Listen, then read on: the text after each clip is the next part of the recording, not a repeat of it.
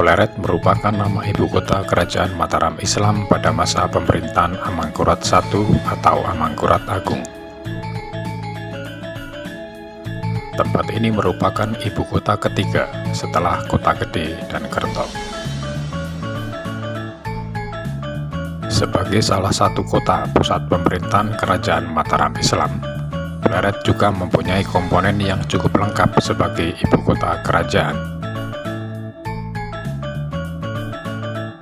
Komponen-komponen tersebut adalah pintu gerbang pabean, jaringan jalan, pasar, masjid agung, tembok keliling, tanggul atau bendungan, segarayasa atau bangunan air, parit-parit, alun-alun, keraton, taman kerapiak, pemukiman penduduk, dan pemakaman.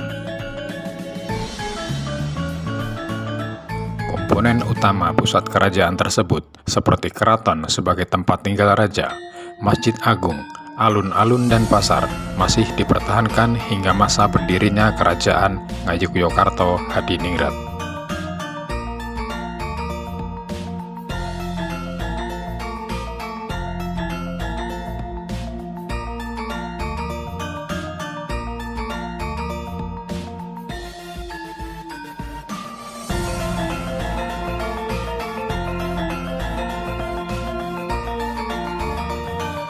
Pada tahun 1647 Masehi, pada masa Amangkurat I, pusat kerajaan dipindahkan dari Kerta ke Pleret. Pada tahun 1826, Keraton Pleret digunakan sebagai benteng pertahanan oleh pasukan Pangeran Diponegoro ketika melakukan perlawanan dengan Belanda.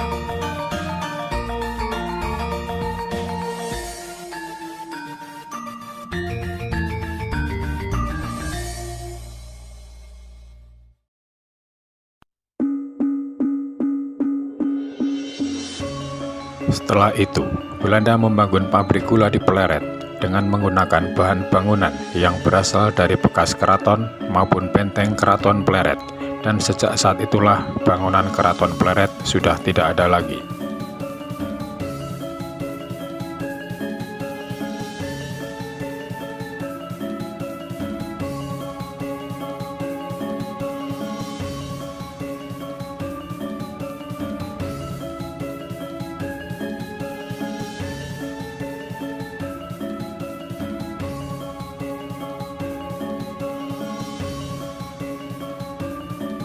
Masjid Agung Pleret didirikan pada tahun 1649 Masehi seperti yang disebutkan dalam serat Babat Momana.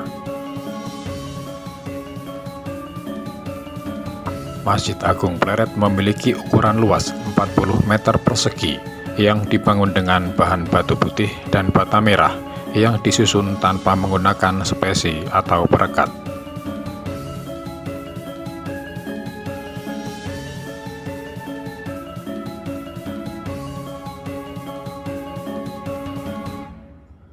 Pada bagian timur masjid terdapat serambi yang besar dan mempunyai 3 pintu masuk dari arah timur. Selain itu, Masjid Agung Pleret dahulu juga dikelilingi bangunan tembok tebal dan tinggi layaknya sebuah benteng.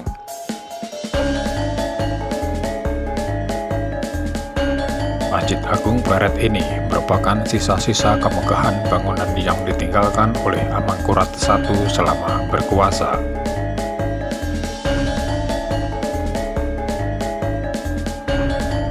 Meskipun bangunan Masjid Agung Pleret ini belum bisa direstorasi kembali, namun bayangan kemegahan dari bangunan ini pada masa lalu terlihat dengan jelas.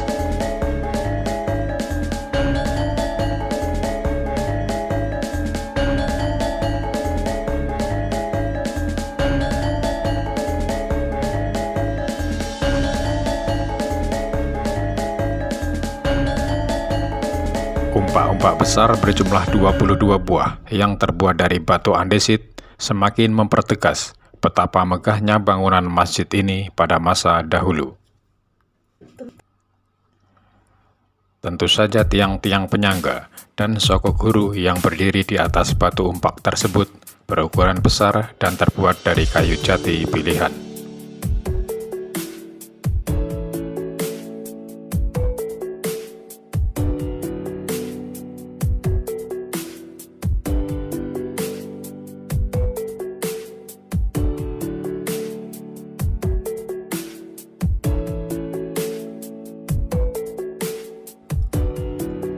Masjid Agung Pleret adalah satu-satunya bangunan yang tidak dihancurkan oleh Trunojoyo dalam perang yang mengakibatkan Amangkurat I meninggalkan istananya.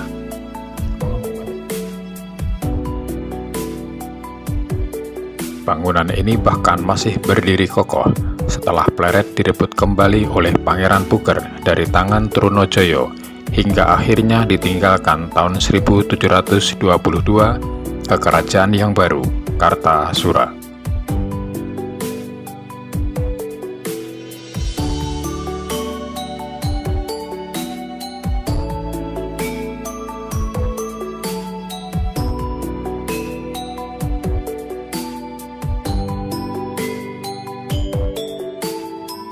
Demikianlah, pada akhirnya bangunan megah Masjid Agung Pleret ini tak luput dari penjarahan kolonial Belanda.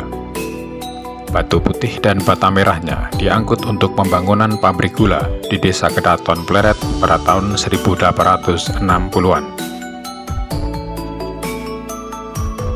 Tiang-tiang kayu jati dan atap kayunya tidak diketahui lagi keberadaannya. Bahkan pada masa pendudukan Jepang juga membuat terowongan di bawah Masjid Agung ini untuk persembunyiannya.